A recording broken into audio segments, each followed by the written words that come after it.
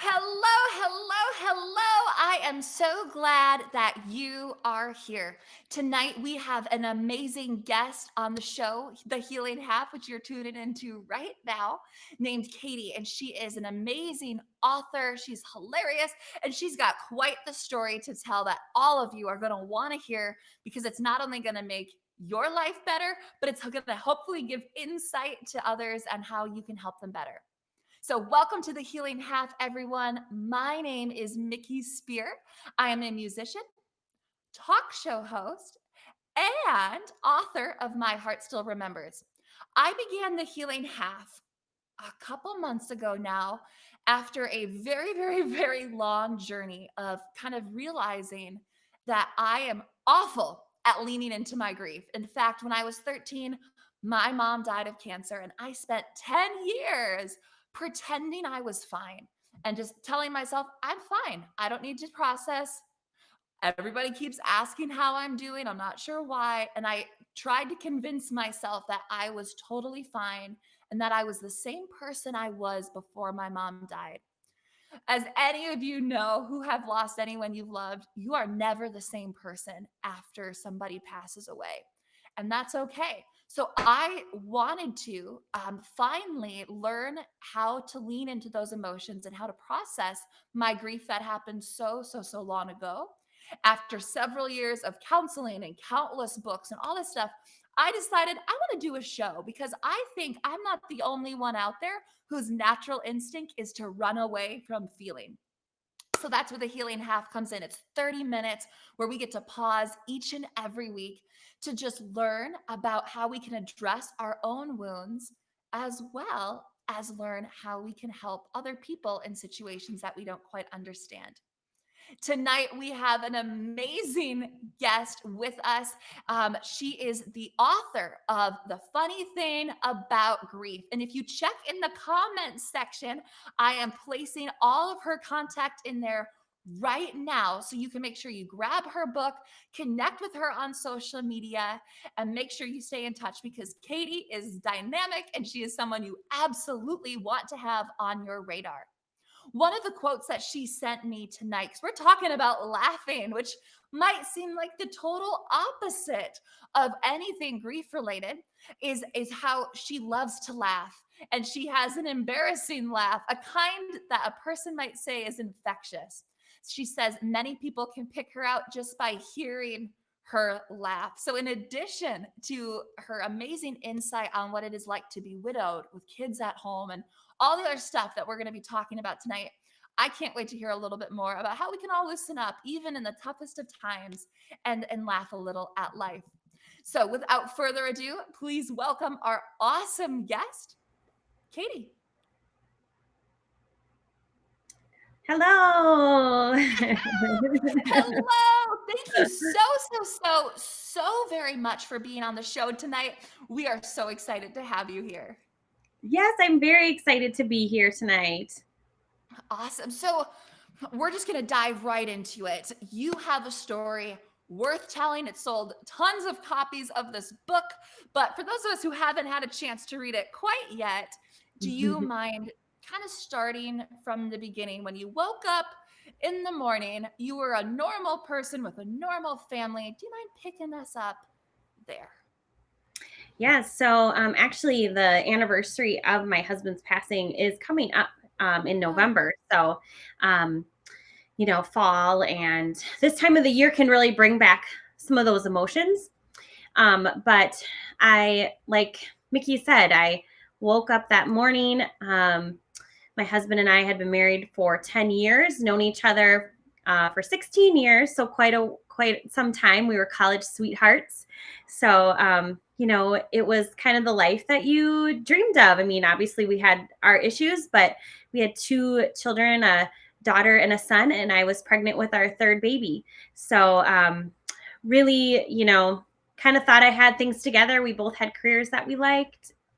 Um, so I woke up that morning and it was a really strange weather. I mean, I know Minnesota, I live in Minnesota and we have strange weather all the time, but that November day was very, very unseasonably warm, probably in like the 70s that day, which is really, really unusual for Minnesota in end of November. Usually we have snow at that time. So that day and that week, there had been people out on the lake. The lakes had not froze at all because, like I said, the weather was just so warm and beautiful. And my husband was a man of many hobbies, and he really loved the outdoors. He loved paddle boarding. We lived in a little town that had a wonderful big lake that he loved to go out paddleboarding on, and he would take pictures. And there was an island in the middle.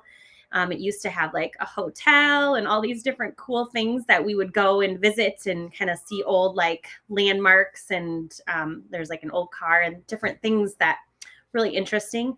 And so that morning he's like, I'm going to go out one last time. It's really nice out today. I really need to get some, nice warm weather and just be outside for the day. So I was like, all right.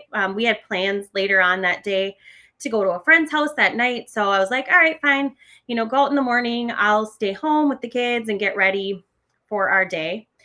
And before he left, I actually was watching the Gilmore Girls, which I loved the Gilmore Girls. And I think a new season or something came, and I was pregnant, and he walked in the room before he was about to leave, and I'm just sobbing watching the Gilmore Girls. And he's like, are you okay? And I was like, oh yeah, I'm okay. I'm fine.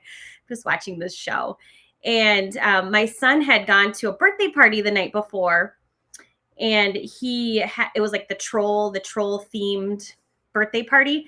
And so my husband left, he came back in, and he had this troll hat on, like with the totally fuzzy hair, and he like danced across the room. And that was just kind of Andy's fashion, like to try to make me laugh. He knew I was like crying over something silly, but like just get it one last laugh before he left for the day. So he went out on his way, and he, said goodbye to the kids. I think he even told my youngest son, who was 6 at the time, like, Dad will show you the pictures when I get home, and, said goodbye to my daughter. And then he never returned. And so the day went on, showered, got ready, had lunch, got the kids ready. And, I started to call him. It was around 12 o'clock. He left at around 10. I'm like, okay, where are you?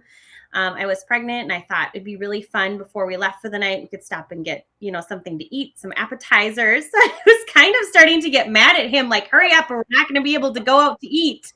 Yeah, naturally. No, You're I'm like, pregnant. You come need on, your where are food. you? And so I called him, and, it rang a few times and then went to voicemail.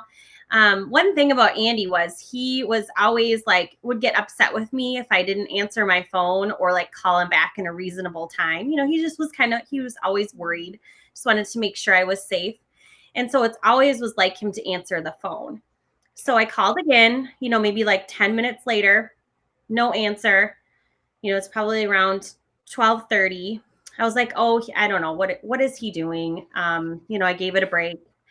Round 1, I called, and then it was starting to just go to voicemail. So, I knew like either the phone had died or something was wrong with the phone. I thought, oh, maybe his phone died, which in the back of my head, I'm like, that doesn't really seem like him to have not have his phone charged. It's, that's not his style. And so then I'm kind of just sitting there thinking, where is he? Like, I'm starting to get mad and a little worried all at the same time.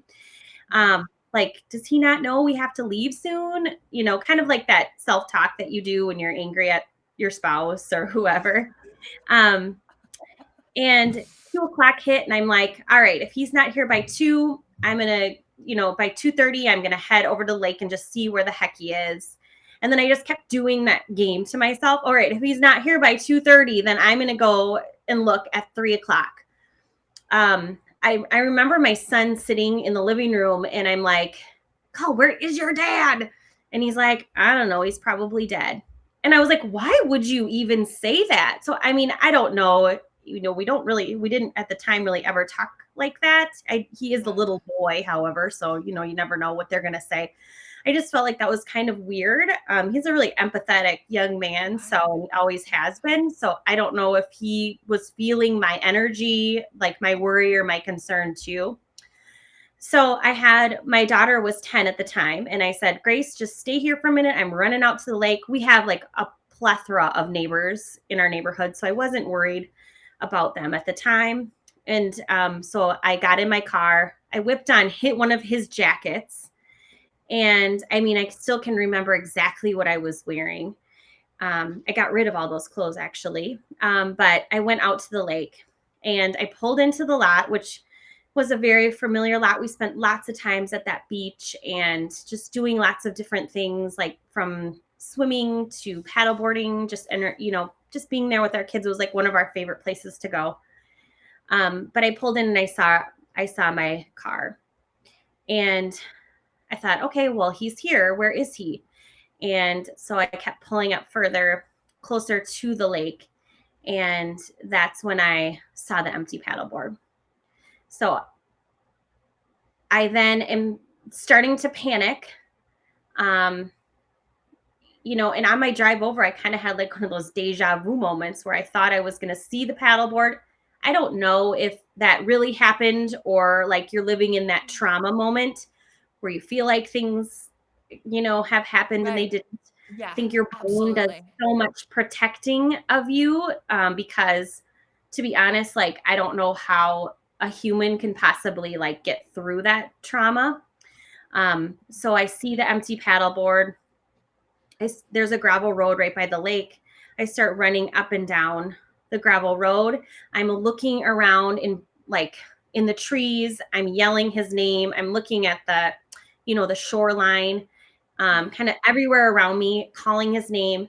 And I'm thinking in my head, he's just like in the bathroom. He's, walked, off into the woods or somewhere. He's here. He's somewhere. And he's going to be so mad at me if I call 911. He's just gonna pop out and he's gonna be like, "Why in the hell did you call 911? I'm right here." Um, and all of that happened probably. It felt like an eternity, but it probably happened about 30 seconds where I'm running and thinking and yelling and kind of having like an out of body experience, to be honest. Yeah. So I did end up calling 911 and I remember the office. I'm standing there all alone on this gravel road and I hear sirens. There's nobody else at the lake or the beach or whatever. It's starting to get a little bit chillier. And by then it's probably like 3:30. In November, it gets darker, Oh, yeah. more quickly. So the sun is starting to go down a little bit. I did call my neighbor, who is one of my best friends, and you know, t- told her after I called 911. I don't even know what I said to her. I probably was crying and screaming, and she's like, she sent her husband over to grab my kids, and then she's like, "I'm coming." And she arrived like right after the police officer had gotten there, and I just remember standing there with the police officer, not knowing what to do or say as we're waiting for more like assistance to arrive. And I remember just saying to the police officer, "Can I please just have a hug?" And we Oh. embraced so awkwardly. I don't know if she knew. And I know I'm not saying anything like ill will towards her, but it was such the things that you do remember. And that's one thing I did remember was like, she must not do this, have these kind of situations often. People don't go missing too much on No, paddleboards. She doesn't no, know how to in act. Laconia, there's not a whole lot of deaths, like Yeah. these kind of accidental, crazy Right. situations. And so my neighbor arrived and we're standing and just, I'm pacing just back and forth, back and forth. And I don't necessarily remember this, but she tells me that I am just saying over and over, I'm like, I don't want to be alone. I can't be alone. I don't want to be alone. Mm. And, then I had started calling family members, and I remember my dad saying to me, I knew something was wrong as soon as you called because you were calling me daddy, daddy, Mm. daddy, daddy, help, Mm. calling all of my family and telling them I didn't know what was going on, just explaining the situation, and they all just Right. jumped in their cars. Um, Okay. Ambulance started to arrive. They were preparing, they were a diving team with boat was, on its way. Um, kind of giving me like the 411 if they pull him out of the water, what can they do? Like we could try to resuscitate. They're telling me all these things and I'm just like, okay, just do whatever. And I do remember, Right, right. yeah, the ambulance driver approached me and my neighbor and just said, "Can I pray with you?" And Mm. that's what we needed at that moment. And it's another one of those things that I remember. The night just kind of dragged on. Search teams, they brought dogs out. I needed to grab clothes for the dogs to smell his body, because at that time they didn't know if he was alive or not alive. So, and something I've learned is there's two different kinds of dogs that search out alive people and dogs that search out dead people, which I Mm. found out in the time that he was missing. Um, that night, we did not find him that night. Very strange situation. It was like they had said to me, it's the perfect night, or the lake is perfect to find a body. And I know that sounds very morbid, but the lake was very still and you could see like straight to the bottom, which, in Mm. Minnesota, lakes don't, you typically can't see to the bottom of a lake. Right, But they could right. see his phone was down below and his keys and his camera were there, but no Andy. So it was very strange. And that's why,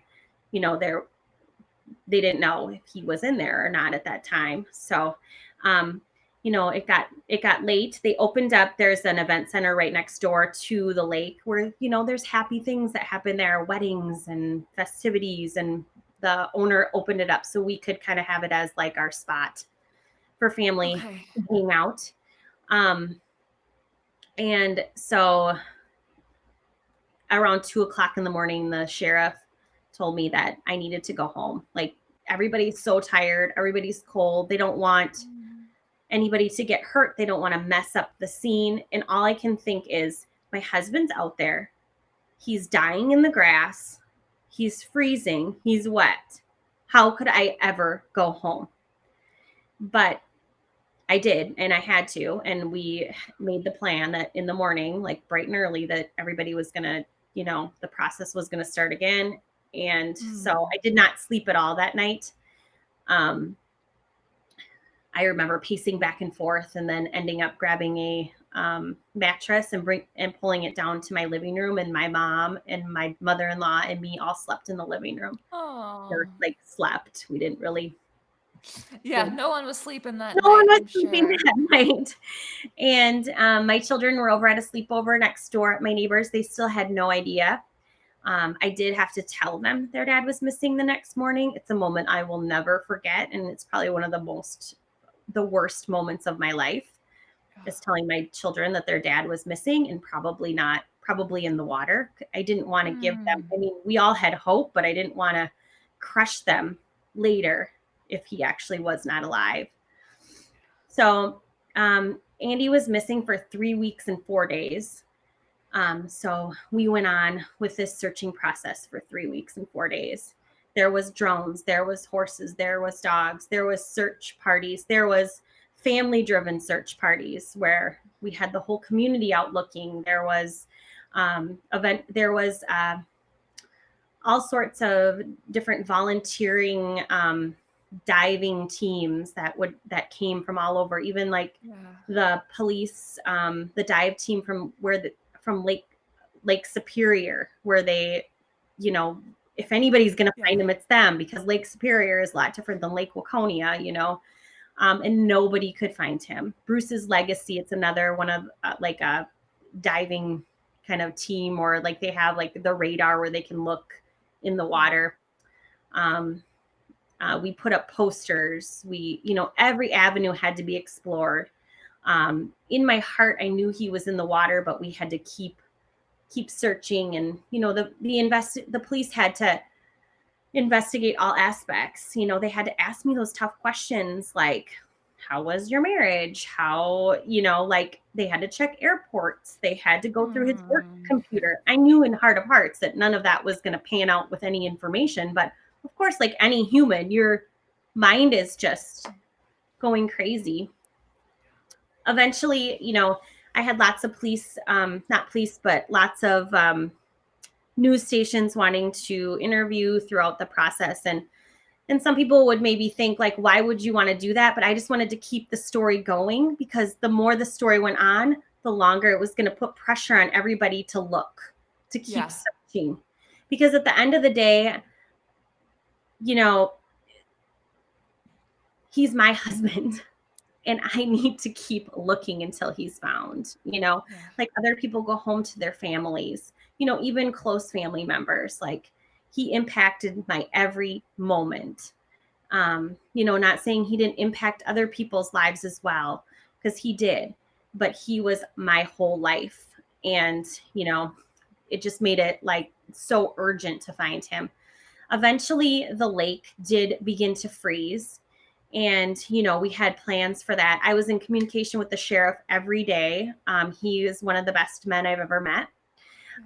We had our own secret language where anytime he would enter a room, he'd go like this to me. No, no, no, no, no, no, no, no. Like I didn't find him. Like, it's okay. Oh. Okay. Like, no, no, no, no, no, no news. Like, because at that time, I'm like, I didn't want them to have found him dead, like, so no, no, no, no news, no news.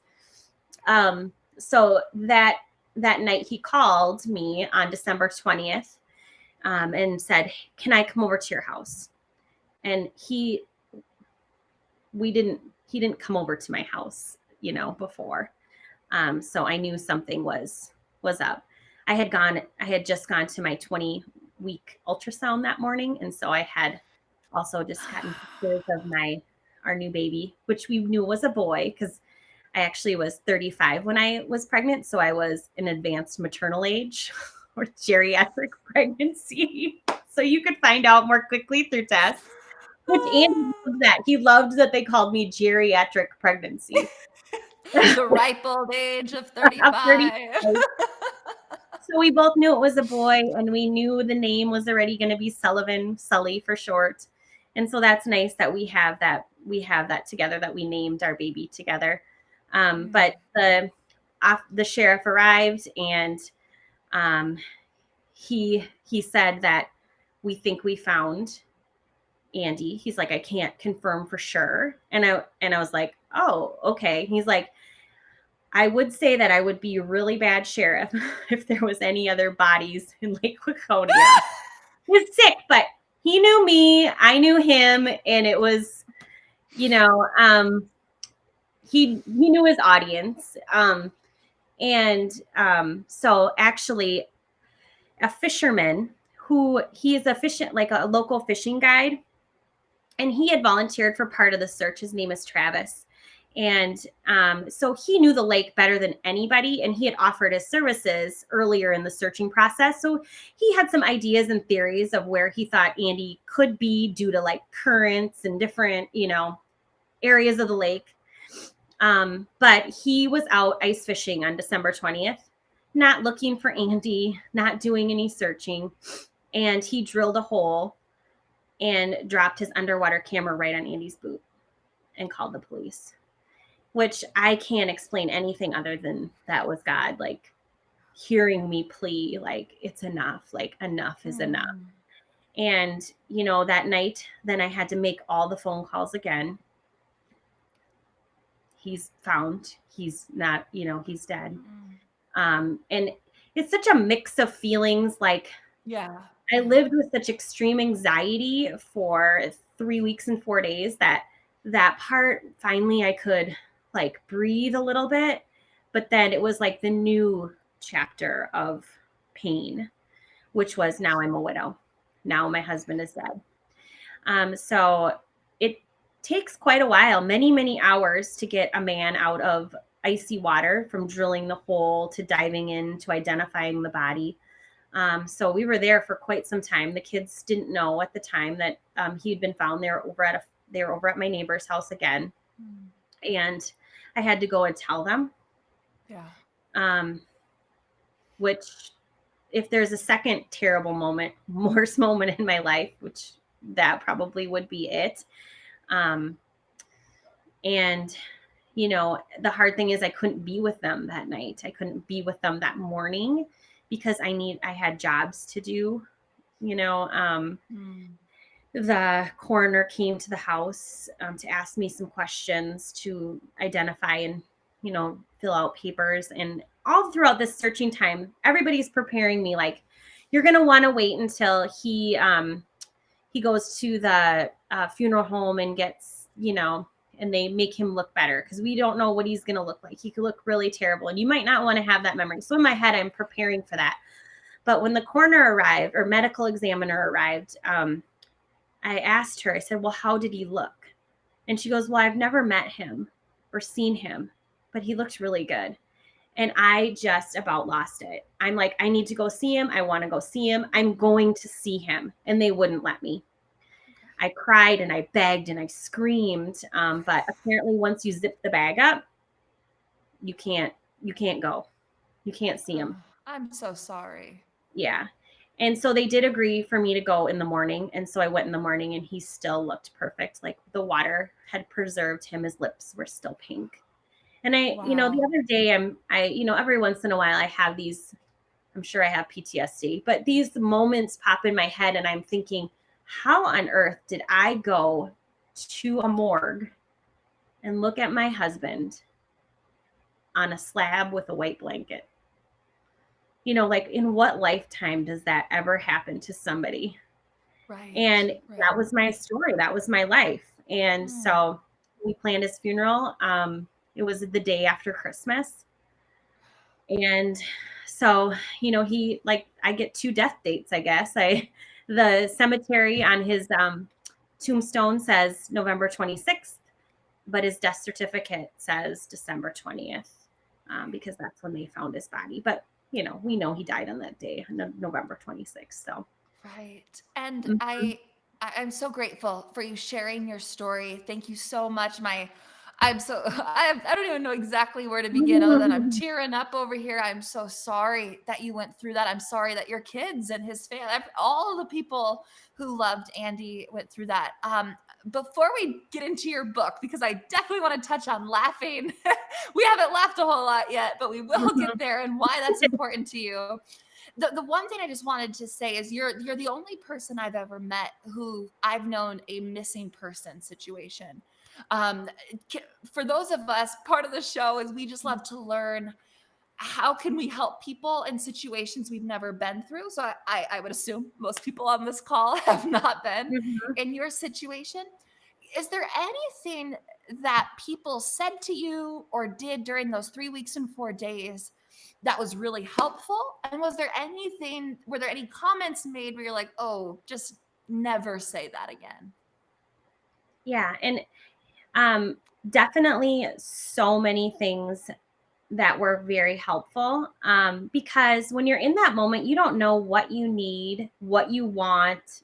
You can barely like survive minute to minute. I mean, I'm thinking back and I'm just remembering myself crying on the bathroom floor, like making noises Mm, that I'd never even thought I could make. And then, having children and, I didn't know what I needed. I didn't even know how to act. Um, but people are good and they want to help. Um, and is there a right way to do things? Well, everybody's different. But I think what helped me the most is when people just did.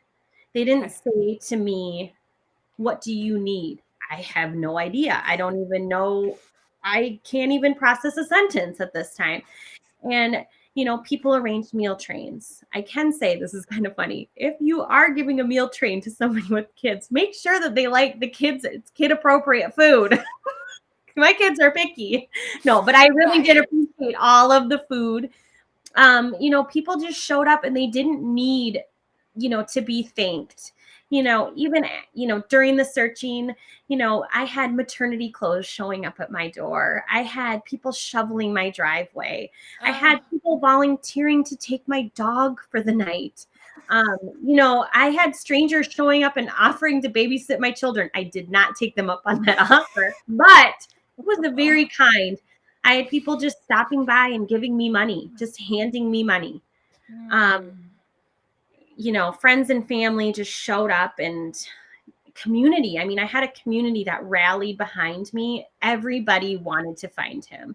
And I know that's not like a very common, situation to have like an entire community know your whole story, but I really felt lucky in that that everybody was rallying around me, not just my community, but my work community, my family community, my hometown Yeah. community.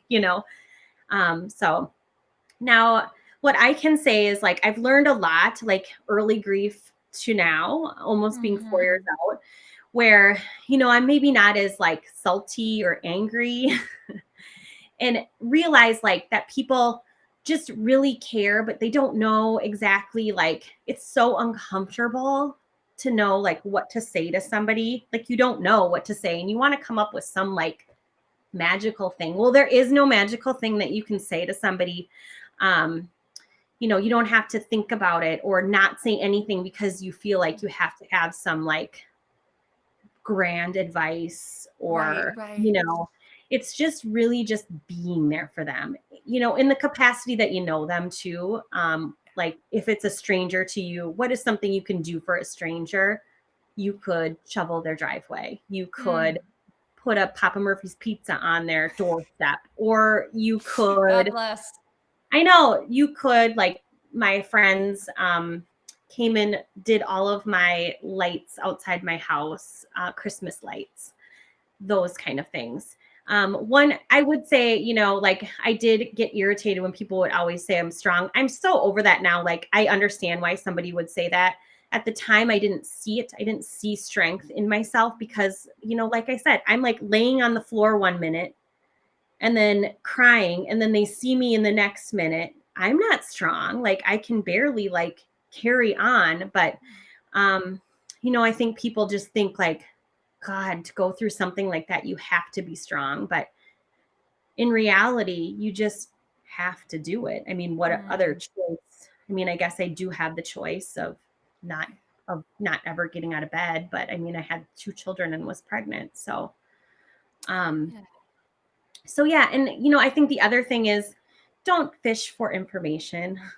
Like That's do it great to because know. Yes, thank do it you. because your heart's in it. Like if your heart cares for that person, don't do it just to hear information you know, or gossip kind of Yeah. stuff, you know. Because there was a lot of that kind of stuff too, where the police were getting false information and craziness. I think at one time it was like a who done it, and I think I was like I knew where he was, and I was like harboring him. Some crazy people are crazy sometimes. Like they would, Oh, yeah, yeah, yeah. Like so I knew where he bizarre. was. I was like I was hiding him out or something crazy like that. Oh my gosh, I am so sorry that you had to go I through that. know. It's those kind of things, like, and I'm sure most sane people are not gonna do that, but I would say the best Right. thing that you can do is just be there, and you don't have Mhm. any like, even I'm a school counselor and I've been through this horrible situation. I don't have anything profound to say when after I lost Andy, I've had to, be with students or parents or family or other people that have lost loved ones. I don't have anything profound to say to them because there isn't anything that's going to take away the terribleness that happened. Right. Oh Yeah. my, thank you. I think you're so Mhm. right. The pressure we put on ourselves to say, if only I say this one sentence correctly, I'm going to make it all feel better because we want to. We want to make people feel better. Mhm. But I think you're so right. If we can just humble ourselves and realize that's not in our power, but I can shovel a driveway and I can do all those things. So Yeah. that's awesome. I do want to transition to your book Mhm. before we wrap up tonight.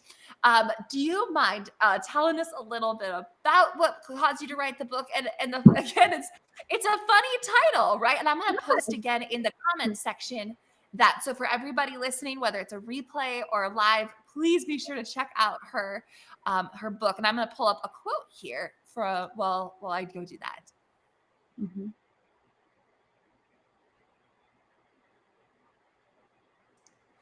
Awesome. Do you mind kind of introducing what's the name of your book? What inspired you to write it? And why the funny thing about grief? Like what is actually that funny about grief? Well, here is my book, and actually, that is me on a paddleboard.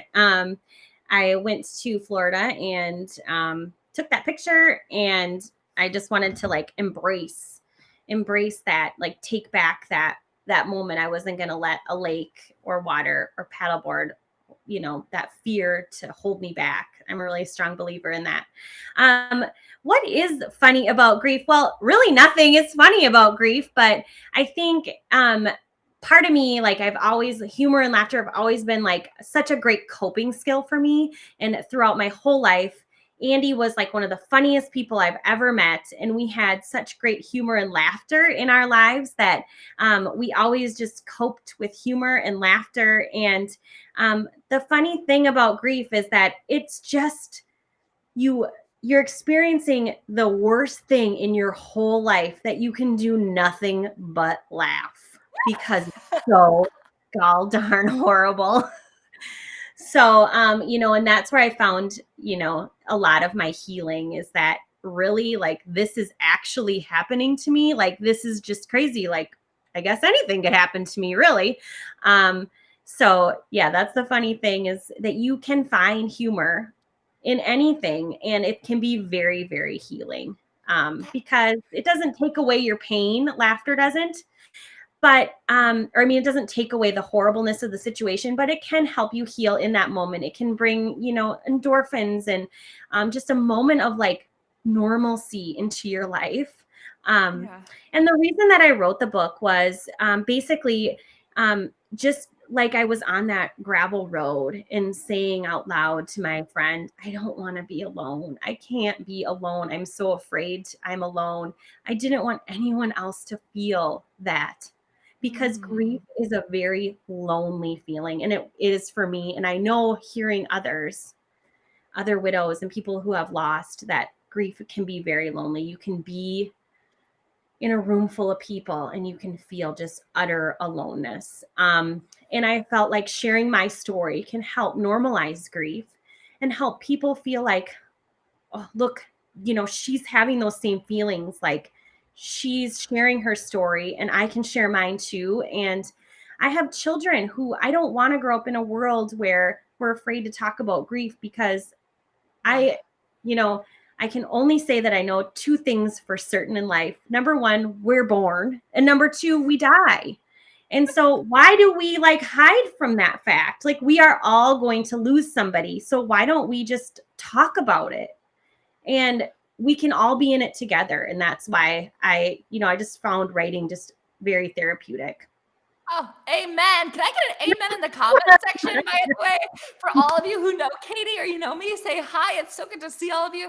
You hit the nail on the head. We have to talk about grief. We have to normalize it because it is normal. Like, that's the thing that's so crazy about it. Like, everyone at some point in their life is going to go through grief. And yet, because as a culture, we don't really talk about it, we don't know how to act, no one knows what to say. It results in feeling so alone. So, thank you so much for your book, for giving other people permission to laugh. I think that's really important for other people to say, look at how, the awful things she's been through. And yet she still is giving herself permission to laugh and to feel. And just because you're laughing doesn't mean you're over it. It's No, not like, oh, because I'm like enjoying myself in this one moment means like the rest of my life is totally fine. yeah, And I you can just love have that. experience happiness and sadness at the same time. Yeah. Something that I've learned through widowhood. You can be happy and Right. sad. You have many happy, sad moments in your life. That's the rest of what my life will be, is happy, sad moments. He's Mm. not here, but I'm still experiencing something really wonderful. But he's not here. Yeah. So Oh, well, that is so great. I'm gonna wrap up with your quote. I'll pull it up on the screen, and just kind of read it out here. Let's see if we can pull it up. Grief has made me the new person I am today, the person that loves deeply, looks to the future with hope, and knows the secret to life. This is the widow's perspective. What a wicked widow! You're so awesome. Thank you so much being on the show, for sharing your story, for sharing your jokes. I could interview you on about 5 trillion different topics. So we will stop it here for tonight. But I cannot wait to have you back on the show again. Thank you for being here tonight. And everybody watching, if you haven't yet, go buy her book. It's amazing. Be sure to like the page. I'll make sure I repeat that link. And if you haven't signed up for my email list yet, do so. You'll get my book, which is the My Heart Still Remembers Grief Processing Workbook for free, as well as I'll send the replay and every way to contact Katie in that email. So make sure you're on the list because you're not going to want to miss the stuff we're giving away, one of which is a book. So you're going to want to be on the list if you want a chance to win a free book. So, Katie, thank you so much for being here. I am so grateful. Well, thank you so much for having me. All right, bye. Bye. And we did talk a lot about grief tonight, you guys. And there's one thing that I wanted to share with you.